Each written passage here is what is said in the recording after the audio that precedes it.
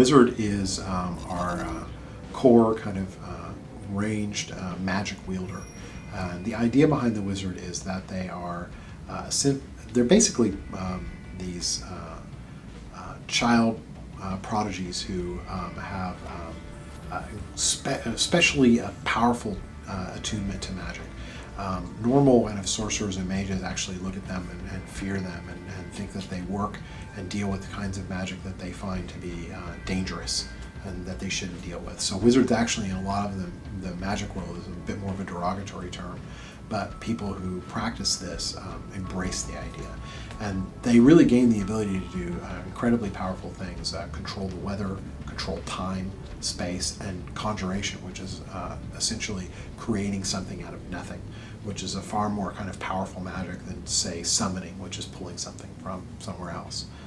So that fuels a lot of the wizard's abilities, like the ability to cast a slow time bubble, which is a localized area where anything that passes through gets slowed down, including projectiles and enemies. It's a great way to control the battlefield.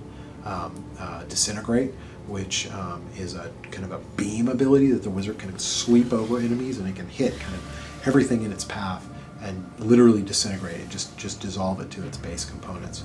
And then the wizard can conjure kind of diamonds and form them around her to create a protective coating, and this is another kind of defensive ability that she can use to protect herself.